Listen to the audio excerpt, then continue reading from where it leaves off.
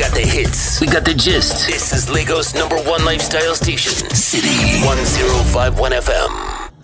Alrighty, welcome back. Topical Issues is now live and on the way on your city station. 105.1 is the dial. We are on your dial at 105.1. Alternatively, listen to us online by downloading the City FM application on your Google Play Store or on your App Store if you use the Apple OS. Search for City FM Lagos, download, listen to us everywhere you go, or listen on your desktop computer with our website, city1051fm.com. In the studio with me are Gbola Oba and Dr. Austin Nweze. It is good to have you gentlemen in the studio. Good morning. Good morning, Auntie Bella. Good morning and welcome, sir. Yeah. Good morning to you, Gbola Oba.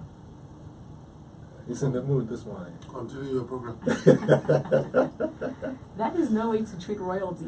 Yeah. I'm royalty, you know? Yeah. And very interestingly, so I talked about that the headline... royalty. What's my surname? What's my name? Oh, okay. I Is thought you did there. Oba supposed to be a bus conductor? Because I'm acting like a bus conductor. Does that mean that because I'm acting like a motorway conductor? No, okay, we get it. All hail the king. Now, a picture went viral yesterday, and it showed Prince William, I beg your pardon, and Prince Charles, actually. I'm not sure why I changed Prince that. of Wales. The Prince of Wales, Camilla, his wife. One prominent network is wrongfully calling the Duke of Cornwall. The wife is the Duchess of Cornwall. He is the Prince of Wales.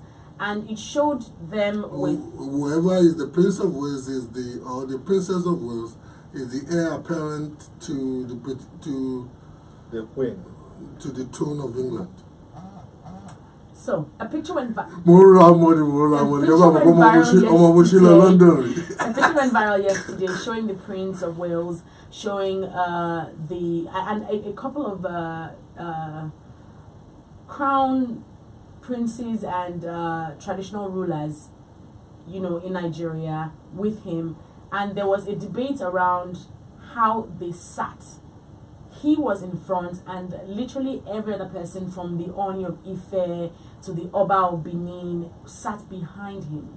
Now, many Nigerians who are particular about history and things like this had a problem with that.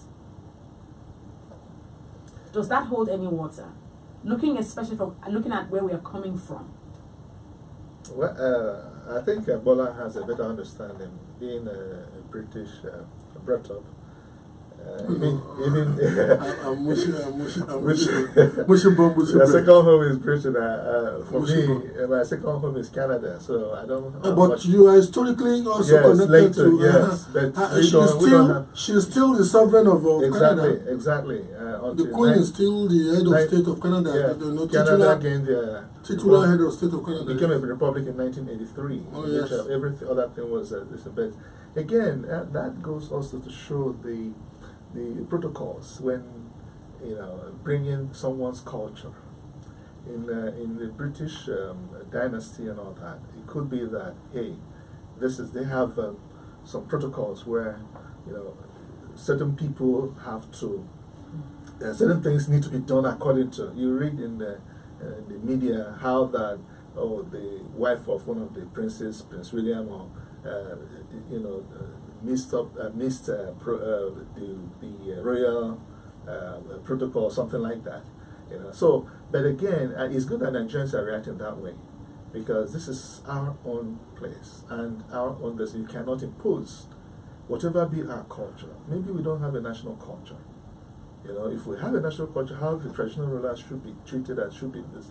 When any visitor comes, then we will be able to do that. The British have that. They have an established cultural dynasty that requires them to do. So anywhere they go to, they must behave that way. But then again, our own culture, is very, very important that we begin to assert ourselves, and react the way we have reacted. I think somebody, even the Oni of Ife, could have reacted and said, no, this arrangement, maybe they didn't know the implications of a sitting. If they had observed it, maybe they would have all the protocols around them would have arranged. Some people also had a problem with them going to Abuja to meet with these people. before we start, it is unfortunate that we have technocrats in our foreign ministry who at best may be ignorant, but ironically for me, who indeed may just be in the new age of Nigeria where people just attain positions without earning it because they come from a particular part of the country and because quota system has moved them to such a strategic position. We have technocrats in the Ministry of External Affairs who are just paper tigers. It shouldn't have happened on our soil. It could have happened, say, at a Commonwealth event outside Nigeria. It could have happened in the United Kingdom. Because as we speak, Prince Charles is not substantively a crowned personage. He is a prince. Compared to these men. And in every material particular, you see, and I think, Diony, I don't know about the Sultan. I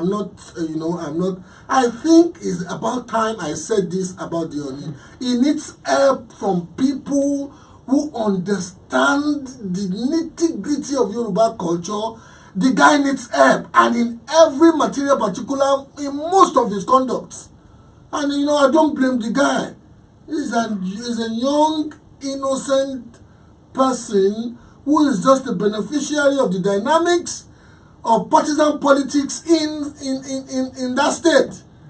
But he needs help so that Yoruba culture and and the eminence of Yorubahood, which transcends Nigeria, which transcends the west coast of Africa, which goes as far as Latin America and parts of North America. I think it's about time some people, especially knowledgeable, well-read Yoruba historiographers, got together and started helping that man. Because he does so many things that even me, with my peripheral understanding of Yoruba culture, knows that is wrong. No, but you see, on this one, I can't blame the traditional rulers. I blame some idiots. Permit me to say, in the Ministry of External Affairs, because some people from the Ministry of External Affairs would have surveyed the sitting arrangement Exactly. before the crowned heads started coming in, and some idiots allowed it because, come to think of it, Prince Charles is visiting Nigeria.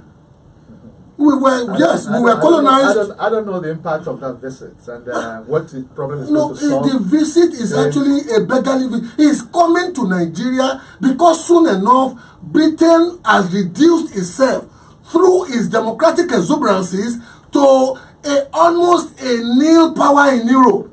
Brexit. Now, the visit is one of the strategic moves that Britain is using to beg members of the Commonwealth to help rally around United Kingdom to resuscitate what they believe they have the potential to reenact as a recognizable power. So he is here to beg. Yeah, but again, I don't know how far they can go because Commonwealth nations. You can even subject that to further. But practically, this visit is a beggarly visit. That's right. Many people may not know. No, but I agree with you because since the British disguised as a courtesy visit. Yes, because Theresa May, she came here to see what they can grab, and because the Brexit, it was a wrong decision, and I don't see them. I have a feeling that they will still go back to Europe. No, they are caught in a mess now. The last time I was in England, they're so caught in a mess that they may ultimately seek for an extension not to go out. Not to go out, even there's a protest in the UK, people wanting to review that. Almost half of the country is a divided country now. That's right. But ironically... And those who bewitched them are no longer in government. But many of them have been falling out with the Boris, this thing, the former mayor of London. Yes. But you see, it's ironic that some people... I don't blame the crown head, so... You know, I've made my point about Yeoni is innocent, a cultural misadventure in rubbishing what I believe to be the larger image of, but he does it innocently and in its air. Agba Okinwa Loja Kuriomo Tutun Wolonso is like we have so many Agbas now in the marketplace who are not even living to the integrity of that title, because Agba himself in Yoruba land is a prominent title that one should act upon to preserve the integrity of the culture. Let's go to other headlines this beautiful morning. 30,000 naira yesterday. Well, thankfully, the president has said he's committed to having a new National Minimum Wage Act in the near future. He expressed delight that the committee had successfully completed its assignment in a peaceful and non-controversial manner. He says the fact that we are here today is a notable achievement. As the executive arm commences its review of the committee submission, we will continue to engage you all in closing any open areas presented in this report. He enjoined the leadership of the Labour Union as well as Nigerian workers to avoid being used as political weapons, saying, "May I therefore employ workers and their leaders not allow themselves to be used as political weapons." Let's quickly talk about this. Many people are excited. Some are saying this is not a blessing in any way. This is just making us go around in circles. States that could not pay 18,000 naira now have to pay 30,000 naira. This is almost us in a quagmire. Well, Bola is a Labour activist. No, And, I'm not a Labour activist. and I'm not excited about all of I'm this. not a Labour activist. I will never be Labour activist. The only time I flirted with communism and something akin to unionism was when I was in Costec, 1981-82. Well, I'm not I'm a excited at proud all. capitalist, but with a conscience. I'm not excited about all of this, and I think it's just a way of, some political moves to, stave whatever, So there's will be- no good from the fact that the new minimum wage is, the proposed new minimum wage is 30,000 naira. Well, for those who are You cannot deny the fact that it's good. Yeah. After all, it's this president that has allowed it. Yeah. So, Right. but I don't see it happening until after 2019 elections. It's going to take time.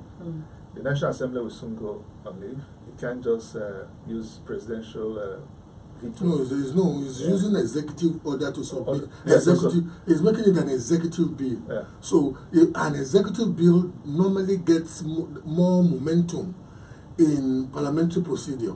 So if this National Assembly does not validate it, then it will be the fault of Saraki and what's the name of that one in the House of Assembly, in the House of Representatives. The president would have fulfilled, because when I read it, that it says is going to submit it to the National Assembly as an executive bill.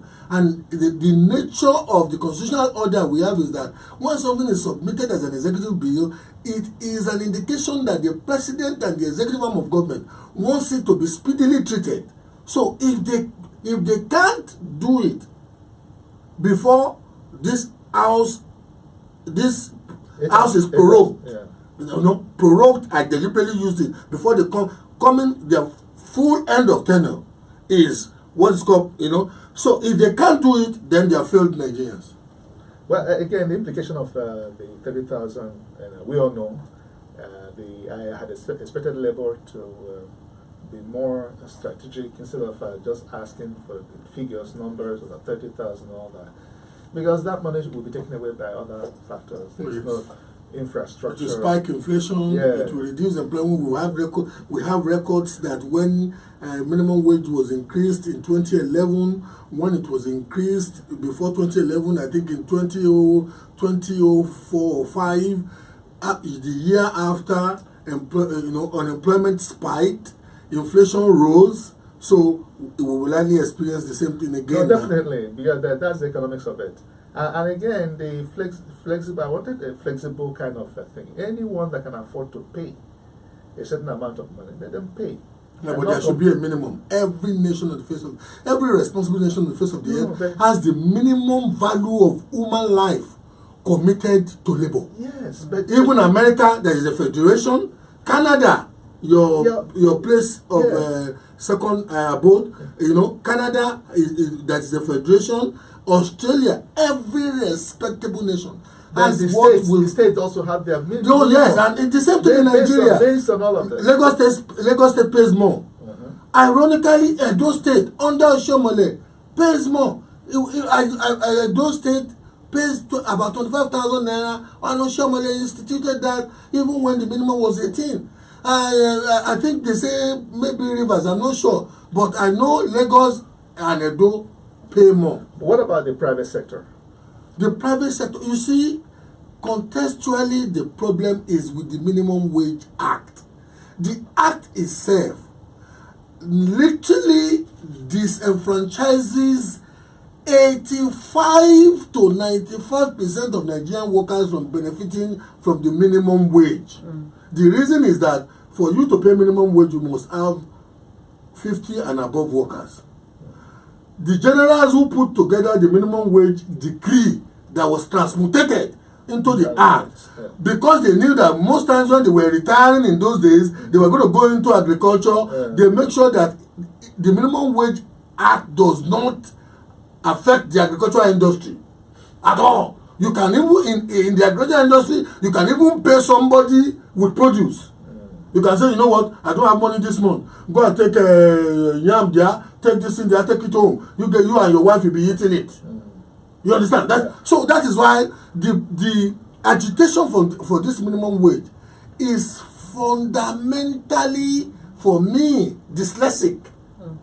It's fundamentally, only but a war for me.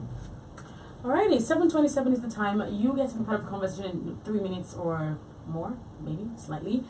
Twitter at City1051, WhatsApp 0909-916-4403, the Daily Trust.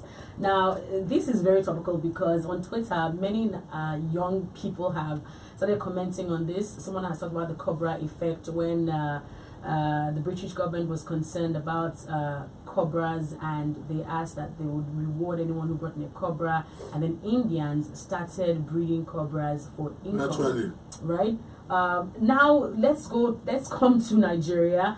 We talked about this when the news broke, I think a week or two ago. Governor Abdulaziz Yari of Zamfara State saying he was going to give ₦1 million to anyone who returned an AK-47. Now it's been reported that yesterday he fulfilled his promise of giving ₦4 million to 2 communities and a driver for recovering 4 AK-47 rifles from armed bandits. Does this solve any problem? I know Gbola Oba has expressed his concerns about this not being sustainable, etc. But it doesn't now make sense. ₦4 million has been given out. It doesn't make sense. It's a waste of money. They are looking at what I call creaming the market. Because one is that they're forgetting the fundamental issues. How do people go about carrying them? Where do they get it from? So we need to deal with this thing and not just treating symptoms. This one is just a waste of taxpayers' money. You living cancer to be fighting against eczema. Eczema. And you see, because people are going to make money out of it.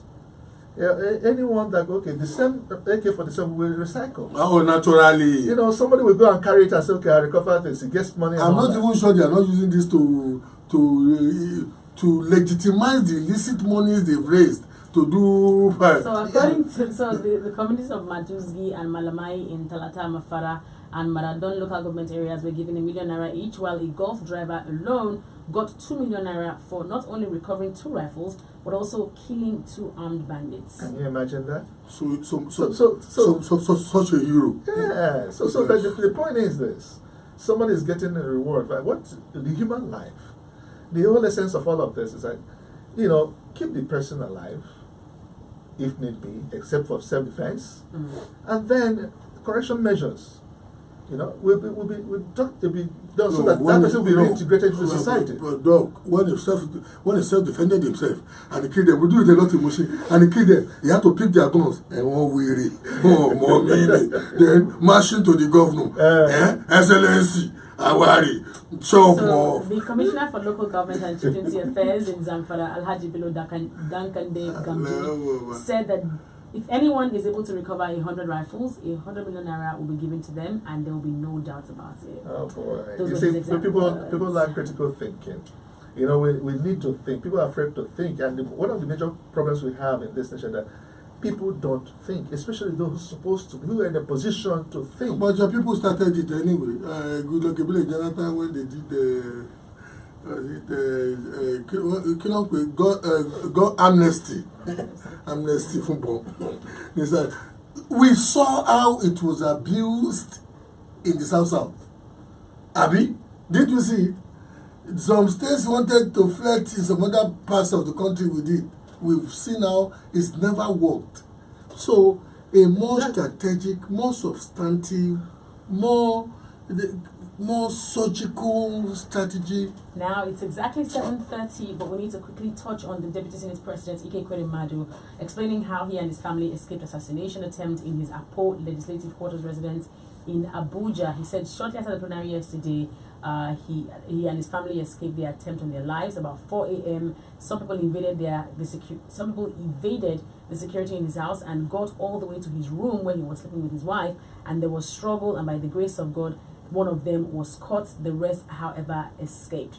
They said we handed the suspect to the police, and the annoying aspect of it, or the one that is worrisome, is that at that point I called the IGP, but his phone was off.